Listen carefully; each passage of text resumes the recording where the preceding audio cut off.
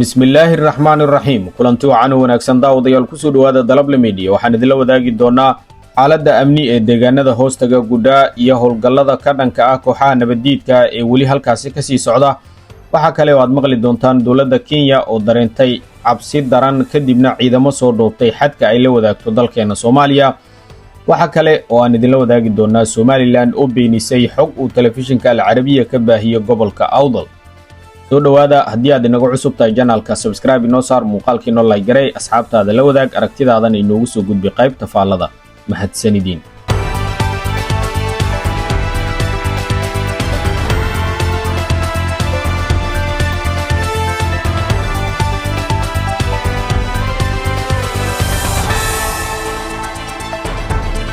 xaaladda amni ee deegaanada hoostaga gudhaa iyo howlgallada ka dhanka ah ee kooxaha nabaddiidka ee ay wadaan ciidanka danab iyo kuwa Jubbaland ayaa weli ka sii soconaya halkaasi.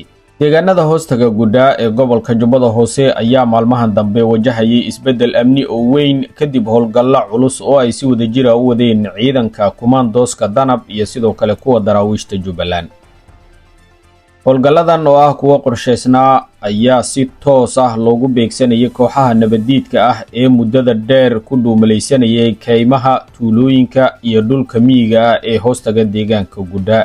howlgalladu waxay bilaabmeen kadib markii xog sirdoon la helay taasoo muujinaysay in xubno ka tirsan kooxaha nabaddiidka ay ku sugnaayeen deegaano dhowr ah isla markaana ay qorsheynayeen falal amni darro oo halis ku ah shacabka iyo isu socodka ganacsiga ee deegaanka gudhaa ee gobolka Jubbada Hoose. sida ay xaqiijiyeen ila amni ciidamadu waxay howlgallada u mareen xeelado kala duwan oo ay ka mid yihiin baaritaano sugidda wadooyinka muhiimka ah iyo burburinta fariisimo ay kooxahaasi ku lahaayeen dhulka hawdka ah. mid ka mid ah arrimaha ugu muhiimsan ee howlgallada ka dhashay ayaa ah in isu soo dhiibayaal badan ay ka soo goosteen kooxaha nabaddiidka ah kuwaasi oo qaarkood watay qoryihii ay ku dagaalamayeen. waxaana lagu soo warramayaa in ay iska dhiibeen deegaanada Buula Xaaji iyo Baarsanguuni ee gobolka Jubbada Hoose. xubnahan oo qaarkood hubkoodii watay ayaa isku dhiibay ciidanka amniga iyagoo muujiyey inay ka daaleen dagaalka, cadaadiska iyo nolol la'aanta ay ku jireen muddada dheer. saraakiil ka tirsan ciidanka danab ayaa sheegay in isi soo dhiibayaashaasi ay muujinayso hoos u dhac weyn oo ku yimid awoodda iyo niyadda dagaal ee kooxaha nabaddiidka ah. waxay intaas ku dareen in xubnaha isi soo dhiibay lagu wareejiyey hay-adaha ku shaqada leh si loo mariyo hannaan sharci loona siiyo fursad dib u dhaqan celin ah si ay ugu soo laabtaan bulshada. dhinaca kale xaaladda guud ee amniga gudhaa iyo nawaaxigeeda ayaa lagu tilmaamay mid si tartiib tartiiba u soo hagaagaysa inkastoo weli ay jiraan dhaqdhaqaaqyo ciidan oo socda oo ay wadaan ciidamada maamulka Jubbaland iyo kuwa danab oo iskaashanaya waxaana weli ay ku sugan yihiin tuulooyin muhiim ah iyagoo xaqiijinaya inaysan dib u soo laaban kooxihii nabaddiidka ahaa ee halkaasi weerarka ku soo qaaday.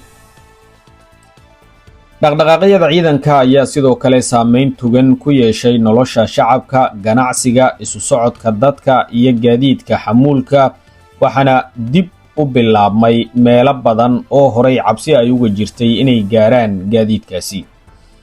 qaar ka mid ah shacabka deegaanka ayaa warbaahinta u sheegay inay dareemayaan amni ka duwan kii hore isla markaana ay rajeynayaan in howlgalladu sii socdaan ilaa gebi ahaanba laga ciribtirayo kooxaha nabaddiidka ah. si kastaba ha ahaatee saraakiisha amniga ayaa digniin adag u diray shacabka iyagoo ku booriyey inay la shaqeeyaan ciidanka amniga kana fogaadaan faafinta warar aan xaqiiqo ahayn sidoo kale ay soo sheegaan dhaqdhaqaaq kasta oo laga shakiyo. waxay tilmaameen in guusha howlgallada ay ku xidhan tahay wada shaqayn buuxda oo dhex marta ciidanka iyo bulshada rayidka ah. ugu dambayntiina howlgallada ka socda deegaanada hoostaga gudhaa ayaa loo arkaa kuwa ka mid ah dadaalada ballaaran ee lagu xaqiijinaya amniga guud ee gobolka Jubbada Hoose loogana hortegayo khatar kasta oo carqaladayn karta nabadda iyo xasiloonida. inkastoo weli xaaladdu ay tahay mid feejignaan buuxda u baahan haddana wararka ka imaanaya waxay muujinayaan horumar la taaban karo in laga sameeyey iyadoo isi soo dhiibidda sii kordhayso kalsoonina ay dib u helayaan shacabka deegaanka. dhinaca kale dowladda Kenya ayaa cabsi dareentay kadibna ciidamo badan waxay u soo daabushay xadka ay la wadaagto dalkeena Soomaaliya. wararka laga helayo deegaanada ku yaala xadka ay wadaagaan Kenya iyo Soomaaliya ayaa sheegaya in saacadihii ugu dambeeyay ay Kenya soo dhoobtay ciidamo dheeraad ah oo sugaya amniga si ay uga hortagaan weeraro ay kooxaha nabadiidka ka geystaan gudaha dalkaasi iyo saldhigyo ciidamo oo u dhow suhdimaha labada dal. saraakiisha ammaanka Kenya ayaa shaaca ka qaaday in heegan sare la geliyay ciidanka waxaana la kordhiyay askarta ka howlgala wadooyinka ay isaga kala gudbaan gawaarida isaga kala goosha labada dhinac.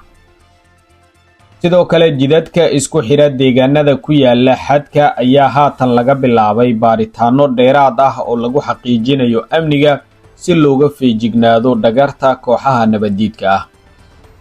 arrintan ayaa timid kadib markii dhowaan madaxweynaha Kenya oo la kulmay saraakiisha ciidamada militariga, sirdoonka iyo booliiska isaga oo kala hadlay adkeynta nabadgelyada iyo ka hortagga weeraro ay dalkaas ku soo qaadaan maleeshiyaad ka tirsan kooxaha nabadiidka ah.